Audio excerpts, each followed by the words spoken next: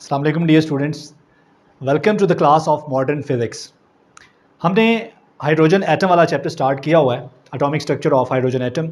इससे पिछले लेक्चर में हमने क्वांटाइजेशन के बारे में बात की, quantization of energy, quantization of radius वगैरह वगैरह, और बोहर एटॉमिक मॉडल हमने पढ़ा। तो बच्चों, आज हम एनर्जी लेवल डायग्राम के बारे में पढ़ेंगे हाइड्रोजन एटम के लिए। हाइड्रोजन एटम में इलेक्ट्रॉन जब डिफरेंट एनर्जी लेवल्स के दरमियान मूव करता है, जब उसकी ट्रांजिशंस होती हैं लो एनर्जी लेवल और हाई एनर्जी लेवल के दरमियान, तो वो एनर्जी एमिट करता है या एनर्जी एब्जॉर्ब करता है। और वो किस शक्ल में करता है? इलेक्ट्रोमैग्नेटिक रेडिएशन की शक्ल में।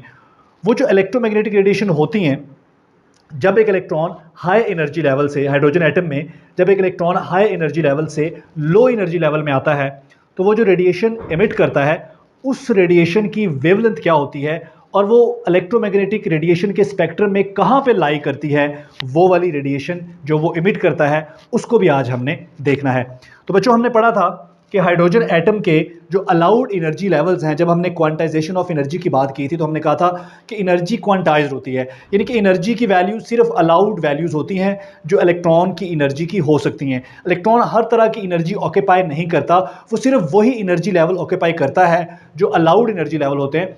और अलाउड एनर्जी लेवल कैसे निकलते हैं, ये हमने इस फार्मूले से निकाला था। ये हमारे पास क्वांटाइजेशन ऑफ एनर्जी से हमने ये एक रिलेशन निकाला था, और ये रिलेशन हमें बता रहा है, ये रिलेशन हमें बता रहा है कि एनर्जी क्वांटाइज्ड है। इलेक्ट्रॉन की एनर्जी की वैल्यू क्वांटाइज्ड होती हैं, डिस्क्रीट होती हैं, एनर्जी कंटिन्यूअस नहीं होती, इसलिए एनर्जी की हर वैल्यू नहीं हो सकती, सिर्फ वही वैल्यू हो सकती हैं जो इस इक्वेशन को सेटिस्फाई करती हैं। तो इस बुनियाद पर हमने एनर्जी लेवल्स बनाए थे। जो अलाउड एनर्जी लेवल्स हैं, उन एनर्जी लेवल्स के दरमियान जब ट्रांजिशंस होती हैं, तो इलेक्ट्रॉन जो इलेक्ट्रोमैग्नेटिक रेडिएशन खारिज करता है स्पेक्ट्रम में, वो रेडिएशन कहाँ पे लाई कर रही होती हैं, उनकी वेवलेंथ कहाँ लाई कर रही होती है, ठीक है, वो भी आज हमने स्टडी करना है। तो बच्चों, एक वेवलेंथ के लिए ऑलरेडी हम एक रिलेशन डेवलप कर चुके हैं, 1/λ is equal to RH 1/p² minus 1/n²। ये जो RH है, ये RH हमारे पास रेडबर्ग कांस्टेंट है, और P और N जो है वो इंटीजर्स हैं। तो ये आपके सामने एनर्जी लेवल डायग्राम हम यहाँ पर समझेंगे, ठीक है बच्चों। इसमें ये जो हॉरिजॉन्टल लाइंस हैं, ये एनर्जी को रिप्रेजेंट कर रही हैं। ये सबसे पहली एनर्जी लेवल है, इसको हम ग्राउंड स्टेट कहेंगे, ये ग्राउंड एनर्जी लेवल, ठीक है जी। उसके बाद ये first high energy from as compare to ground level, उसके बाद नेक्स्ट एनर्जी लेवल, उससे अगला। तो जो आप आगे जा रहे हैं, एनर्जी जो है वो क्या होती जा रही है, बढ़ती जा रही है। तो ये हाई एनर्जी लेवल है, ये फिर उससे अगला हाई एनर्जी लेवल, ये उससे अगला हाई एनर्जी लेवल।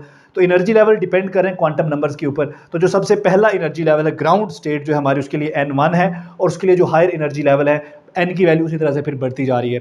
तो जो N की वैल्यू बढ़ रही है, एनर्जी भी बढ़ रही है।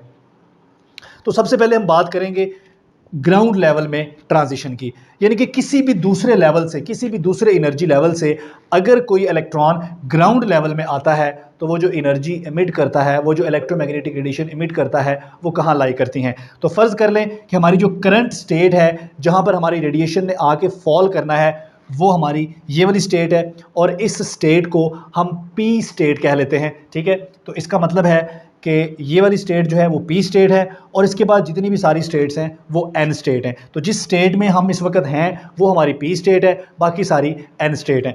तो फ़र्ज़ कर लें कि बाकी जितने भी एनर्जी लेवल्स हैं, वहाँ से ट्रांजिशन हो रही है, वहाँ से इलेक्ट्रॉन आ रहा है, कहाँ पर? ग्राउंड लेवल में, ठीक है। तो E2 से वो ग्राउंड लेवल में आ रहा है, E3 से वो ग्राउंड लेवल में आ रहा है, E4 से वो ग्राउंड लेवल में आ रहा है, E5 से वो ग्राउंड लेवल में आ रहा है, E6 से वो ग्राउंड लेवल में आ रहा है। तो बच्चों, वो जो एनर्जी एमिट करेगा, वो जो इलेक्ट्रोमैग्नेटिक रेडिएशन एमिट करेगा, उन इलेक्ट्रोमैग्नेटिक रेडिएशन के लिए P की वैल्यू हम क्या पुट करेंगे?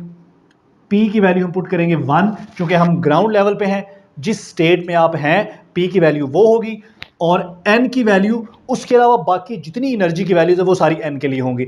तो जिस लेवल में हम हैं वो लेवल हमारा P होगा, बाकी सारी वैल्यूज N की होंगी। तो N की वैल्यूज क्या होंगी? 2, 3, 4, 5 and up to so on. तो बच्चों, अगर ये वैल्यू P और N की आप यहाँ पर पुट करेंगे, तो जो वेवलेंथ आएगी वो वेवलेंथ लाई करती है लाइमन रीजन में, लाइमन सीरीज में, ठीक हो गया बच्चों। अब यहाँ पर एक फार्मूला है कि आप इसको याद कैसे रखेंगे, ये बाज़ औक़ात कन्फ्यूज़ हो जाते हैं, ये लाइमन और बामर। तो इसमें ये देखें, लाइमन के एंड पे क्या आ रहा है? लाइमन के एंड पे आ रहा है N। तो N से आप यूँ समझ सकते हैं 1, 1 के एंड पे भी n, जिस तरह n से 1, ठीक है, तो लाइमन के एंड पे n आ रहा है, तो n से आप जहन में रख सकते हैं 1, ठीक है, तो ये ट्रिक आप याद रख सकते हैं, इसको आप रटा मार सकते हैं। तो अगर अगर अगर p की वैल्यू 1 होगी तो ये कौन सी सीरीज होगी, ये लाइमन सीरीज होगी। उसके बाद अगर हमारी ट्रांजिशन n2 में होती हैं, ठीक है, कहाँ से होती हैं, बाकी सारे लेवल से, यानी कि यहाँ से 3 से 4 से 5 से 6 से 7 से and up to so on. तो बाकी जितने भी लेवल्स हैं, अगर तमाम लेवल से हमारी ट्रांजिशन n2 में आकर होती हैं, तो जिस स्टेट में हम हैं वो होगी p की वैल्यू और बाकी सारी होंगी n की वैल्यू। तो हम किस स्टेट में हैं, हम हैं इस वक्त स्टेट 2 में, ठीक है। तो p की वैल्यू क्या होगी 2 और बाकी सारी वैल्यूज जो हैं वो n की होंगी, उससे हायर वैल्यूज, ठीक है। तो 3 4 5 कहाँ तक, इन्फिनिटी तक बाकी सारी वैल्यूज जो हायर वैल्यूज हैं वो n की होंगी। तो अगर आप n और p की वैल्यू यहाँ पुट करते हैं तो ये वाली सीरीज कहलाती है बामर सीरीज, ठीक है बच्चों। उसके बाद हमारे पास आ जाती है, अगर हमारी ट्रांजिशन जो है, हमारी ट्रांजिशन होती है, अगर हमारी ट्रांजिशन होती है थर्ड लेवल में, ठीक है, बाकी अबव सारे लेवल से, यानी कि आप यहाँ से बाकी सारे लेवल से आप कहाँ पे आ रहे हैं, आप आ रहे हैं 3 में, आप n3 में आ रहे हैं, यानी कि आप E3 में आपका इलेक्ट्रॉन आ रहा है बाकी तमाम लेवल से। तो इस सूरत में वो जो इलेक्ट्रोमैग्नेटिक रेडिएशन खारिज करेगा बच्चों, वो पास्टन सीरीज़ में लाई करती हैं।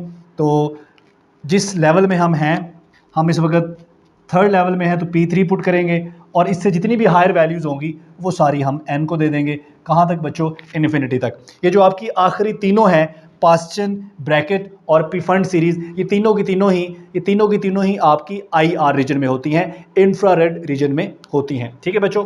लाइमन जो है ये आपकी अल्ट्रावायलेट में होती है, बामर जो है ये रेडिएशन आपकी विजिबल रीजन में होती हैं और बाकी तीनों जो हैं ये इंफ्रारेड रीजन में होती हैं। उसके बाद अगर हमारी ट्रांजिशन जो है, अगर हमारी ट्रांजिशन लेवल 4 में हो रही हैं, अबव बाकी सारे लेवल से इलेक्ट्रॉन कहाँ पे आ रहा है, इलेक्ट्रॉन लेवल 4 में आ रहा है बाकी सारे लेवल से। तो चूंकि हम इस वक्त 4 स्टेट में हैं, E4 में है, ठीक है, तो हमारी P की वैल्यू 4 होगी और उससे अबव जितनी भी वैल्यूज़ हैं वो सारी हम n को देंगे, 5 6 7 अप टू सो ऑन। तो ये कौन सी सीरीज़ होगी, ये ब्रैकेट सीरीज़ होगी और ये इंफ्रारेड रीजन में होगी।